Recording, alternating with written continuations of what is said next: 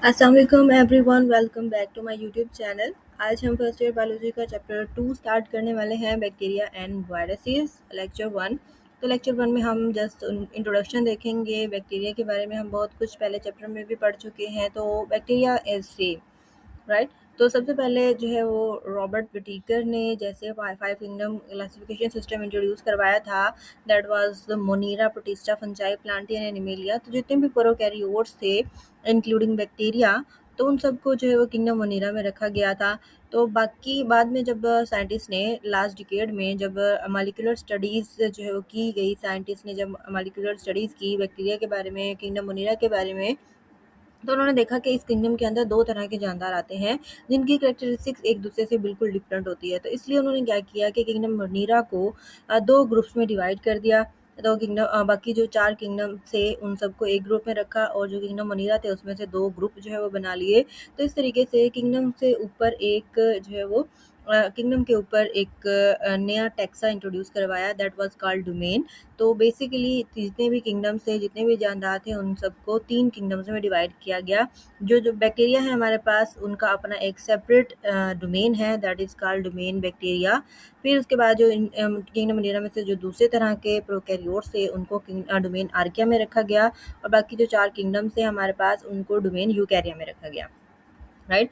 तो किंगडम जो मोनीरा था या फिर डोमेन बैक्टीरिया और डोमेन आर्किया है, उन सब में सारे जितने भी ऑर्गेनिज्म हैं वो सारे प्रोकैरियोट्स होते हैं, और जो डोमेन यूकैरिया है उनके अंदर सारे यूकैरियोट्स होते हैं, राइट। तो प्रोकैरियोट और यूकैरियोट का डिफरेंस मैं आप लोगों को पहले भी बता चुकी हूँ। लेट मी रिपीट, इसका कंसेप्ट आप लोगों को अच्छे से क्लियर होना चाहिए। प्रोकैरियोट्स ऐसे ऑर्गेनिजम्स होते हैं जिनके अंदर प्रोकैरियोटिक सेल होता है, और प्रोकैरियोटिक सेल ऐसा सेल होता है जिसके अंदर न्यूक्लियस नहीं होता, एक प्रॉपर वेल डिफाइंड न्यूक्लियस नहीं होता, और ना ही डबल मेम्ब्रेनस ऑर्गेनेलीज प्रेजेंट होती हैं, like chloroplast, mitochondria, Golgi apparatus, lysosome, ग्लाइक्सोसोम्स।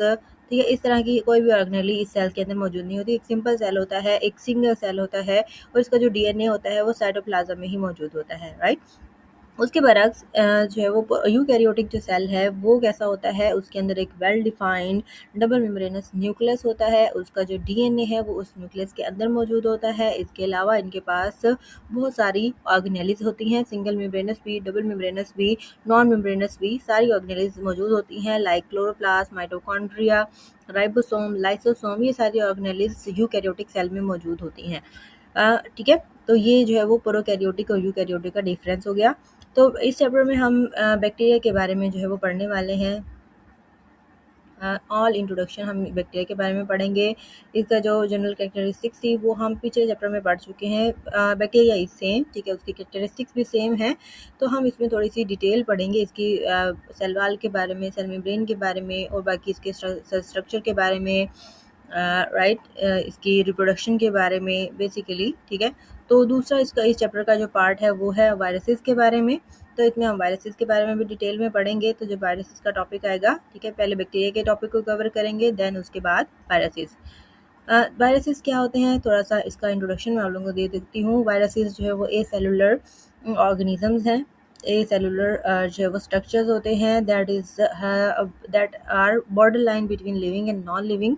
तो इनको किसी भी किंगडम में जो है वो शामिल नहीं किया जाता है। मतलब ये जो 5 किंगडम क्लासिफिकेशन सिस्टम है, जो हमारे पास 3 डोमेन किंगडम क्लासिफिकेशन सिस्टम है, इनमें से किसी भी डोमेन या किंगडम में वायरसेस को क्लासीफाई नहीं किया जाता। उसकी रीज़न यही है कि इनको लिविंग कंसीडर नहीं किया जाता है। तो जो चीज़ लिविंग नहीं होगी उसको किसी भी किंगडम में शामिल नहीं किया जा सकता। जो वायरसेस हैं वो जब किसी होस्ट में चले जाते हैं लिविंग में, तो वो as a living organism act करते हैं, और जब वो होस्ट के बॉडी से बाहर आ जाते हैं तो वो क्रिस्टलाइज हो जाते हैं, नॉन लिविंग हो जाते हैं। तो इसलिए उनको किसी भी किंगडम में शामिल नहीं किया जाता, ठीक है। इसके अलावा हम इसकी टाइप्स भी पढ़ेंगे, इसके स्ट्रक्चर्स के बारे में पढ़ेंगे, डिसीजेस के बारे में पढ़ेंगे, इसके कंट्रोल के बारे में।